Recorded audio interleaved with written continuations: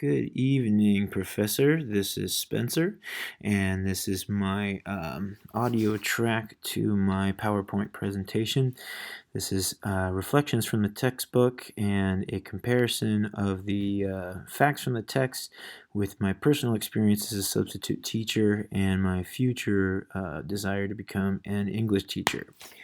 And I have called it Pearls Before Swine. That's a reference to the New Testament and a reflection on the fact that sometimes it feels like we present, as English teachers, great literature to adolescents who do not appreciate what they are hearing. And neither did we if we really, really think deeply on the matter. So here we go, Pearls Before Swine. Starting with one of the greatest humorists. Well, this is starting with Mark Twain, favorite author of mine, who said, "When I was a boy of 14, my father was so ignorant I could hardly stand to have the old man around. But when I got to be 21, I was astonished at how much the old man had learned in 7 years." So one of the biggest dilemma of teaching great literature, great culture, is that teachers have to teach adolescents now great stuff, but we have to do it at a time in development when they are least likely to appreciate that. And that is a dilemma that, as far as I have experienced, we cannot work around. So we have to do the best we can. So adolescents nowadays are regarded as a separate developmental group, and in the past they weren't. But now I think basically with our knowledge of brain development in particular, we know that adolescence is itself a key period rather than simply a precursor to adulthood. Basically, my application there is just to remember my own adolescence. That I have to keep that in mind whenever I'm working with the kids. That I was there myself, and I just have to remember that and try not to forget it, even though I age and they do not. All right. Puberty, the primary question, am I normal? This is a very, very difficult one. And puberty is individual, even though it has trends. One of the things I can bring to the table for students is that I myself was a late developer, and had body image issues, and this is particularly difficult for boys. And this is a sensitive field that I think literature and ideas in general are a great way to think about. So.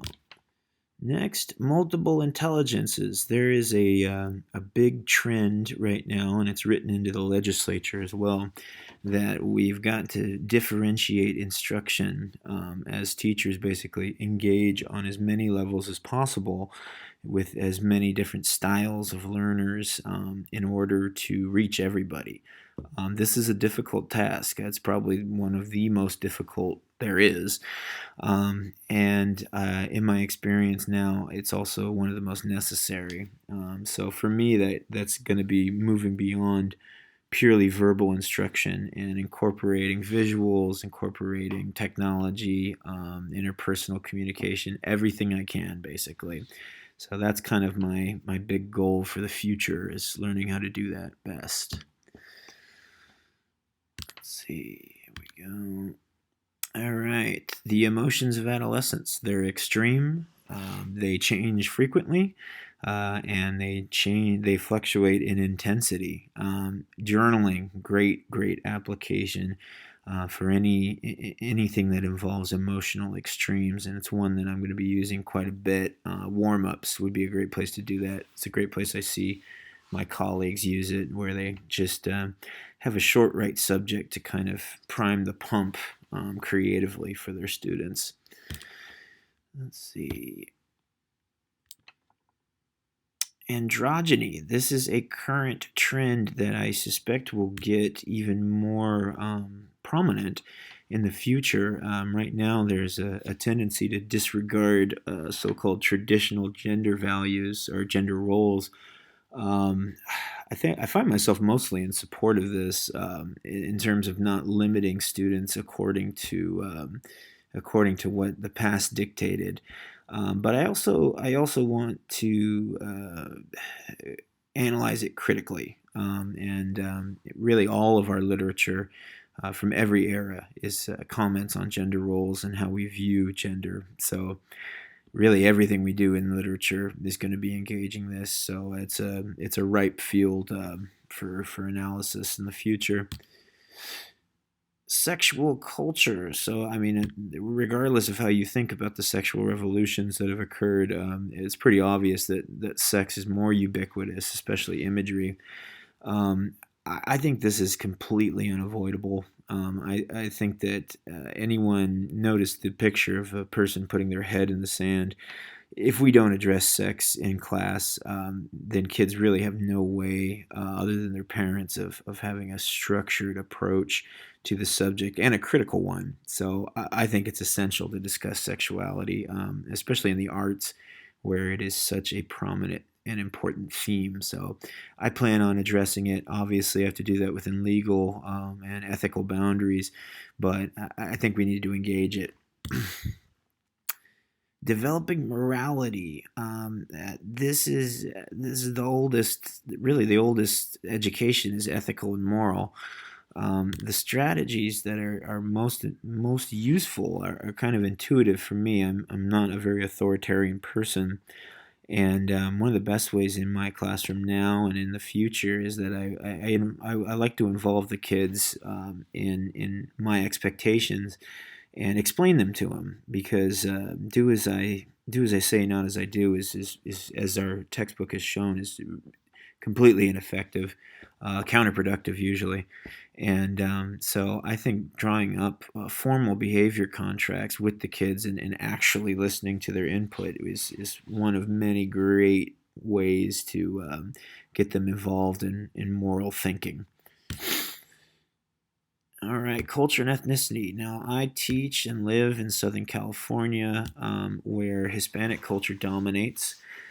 Hispanic culture, family wise, tends to be emphasis on extended family, and this is changing. And as I think probably as economic status develops, there's a trend towards smaller nuclear families, less extended families, and generally less authoritarian parenting.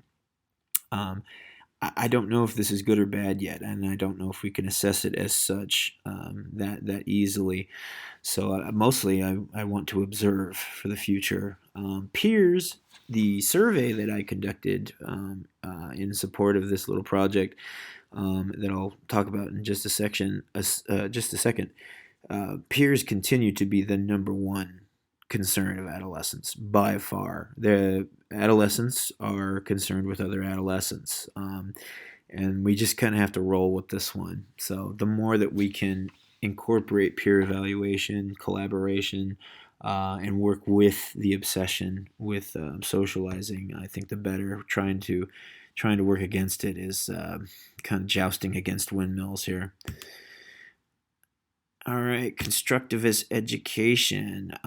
This is one that I kind of subscribe to. Basically, that I'm here to guide a quest for knowledge, a quest for understanding. I'm not necessarily here to dictate it. And overall, I think this is a great approach, and one that I will be using myself. I think I already do. Intrinsic motivation is kind of abstract in my opinion, but basically the way I'll incorporate this is to try to show that learning and the acquisition of knowledge is a goal in itself. It's not merely to get you a job. It really, knowledge is pleasurable in itself. Literature's one of the best ways to show that. Reading is awesome by itself. This is a depiction of a little survey I did in support of this project. I wanted, as a future English teacher, to talk to a classroom and ask them, key questions. Do they like the readings that are assigned to them? Have there been any books that they think are personally significant to them? And would they rather read or would they rather go to a movie? Would they rather do any of that, or would they rather socialize? Most importantly, do they think that the authorities in their life, the teachers, the districts, etc., do they think that they assign readings that represent them or address them as individuals? And overall, I gave this survey to a AP class, so the kids are by nature more involved.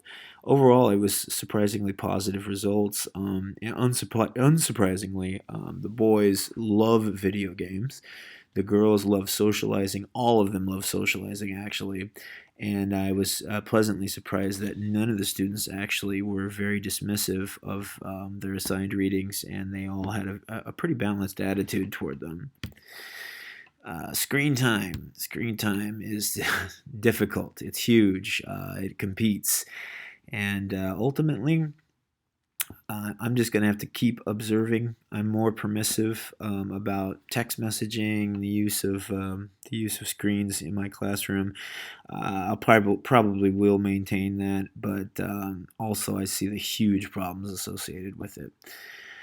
Drug abuse is a particularly relevant theme right now. It's a major adolescent problem. It was when I was a kid. It was in generations prior.